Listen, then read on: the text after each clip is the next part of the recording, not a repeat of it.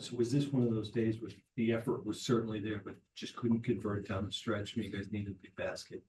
I thought the first half we gave up, a lot of points. So 49 is a big number to see on that scoreboard in a half. They were very efficient, but I thought that we needed to rebound better. We gave up some threes we didn't need to give up. They were making them.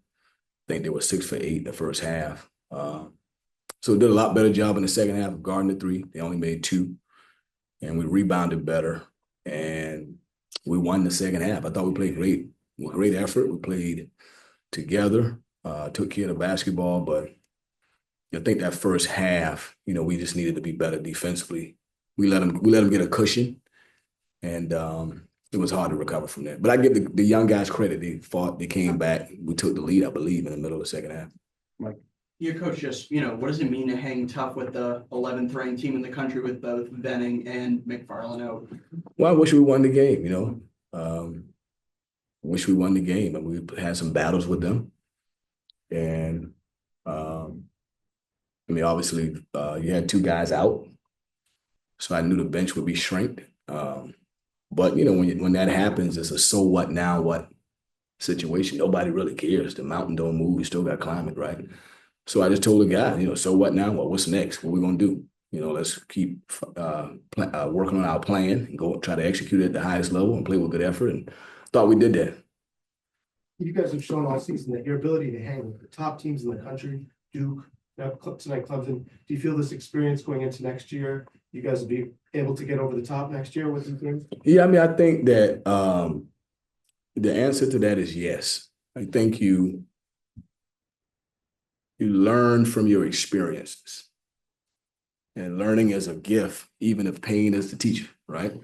So, yeah, there's been some pain, This first time in my history ever coaching a game against one of my players who helped me build this program, so like, that's the first. Yeah. It's weird, it's awkward, but we'll learn from it. These young guys will grow up, and we'll get to the other side of this, this adversity. Yeah, just, McFarland and Venning were out with injury, but Venning was in uniform. What did you kind of expect out of him? I know he went through warm-ups. Yeah, I didn't, we had practice yesterday. Got back from California a couple of days ago, long flight. Took Monday off. Got back Sunday, took Monday off, right? I thought that was important to take it off. It was a long trip. We practiced on Tuesday, yesterday. That's the only practice we had. And Chad wasn't available for the practice, so he didn't go through the game plan. He didn't go through everything. And, so I just felt it was important to go with the guys who practiced and went through that plan. Didn't want to rush him out there if he wasn't ready. And when you guys made that run late, you had Luka on the floor. How much has he grown this year in his court awareness, finding guys, good spots, running plays? He's done a good job. We've had older guys in that position. And I told Luka that I don't know if he realized, always young guys want to play more. I don't know if he realized what he's experienced this year. He's been in some really crucial, tight spots against savvy veteran guards, and he's handled his own. So I think this experience is going to set him up for future success. Well, Mike, can you talk a little bit about Jaden Hastings? His growth this season has been remarkable. Tonight, 8 for 8 from the floor, played great defense, really stepped up in Chad's absence. Can you talk a little bit about what he meant tonight? Yeah, he's another young guy that's just talented, but he's come a long way. I think, Mark Proto, our strength coach, he's put on 17 and 20 pounds of muscle. He's in the gym, all the time working on his post moves. He didn't have a lot of post moves. He was just an athlete. So he get more confident, I thought he played a good basketball game. And we try hard to help these guys develop, and I've seen them grow right in front of me.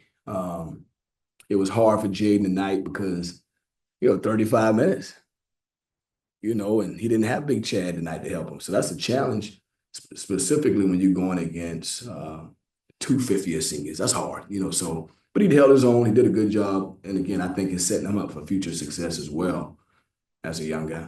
All right, Mike, last one for the room. Yeah, coach, in the first half, especially a lot of your guards were matched up with walking down low. What kind of gave you confidence in those matchups, especially giving up a lot of size? Well, we decided to play Sheffling with our center and Larkin with our four-man, but we had played a lot of four guards today because Elijah had to be the backup center. So we had four guards a lot. And we just thought it made more sense to put, fours on Larkin, even though he's 7 feet, and then put the fives on Shefflin because he's so physical around the basket.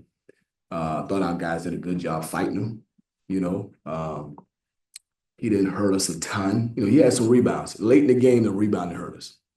The size hurt us late in the game. They got some big rebounds. I think it was a 2-point game with 6 minutes to go, and they got some big rebounds that separated the game. I thought their size really hurt us at the end.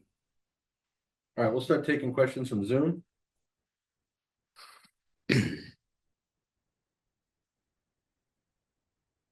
Dan, go ahead.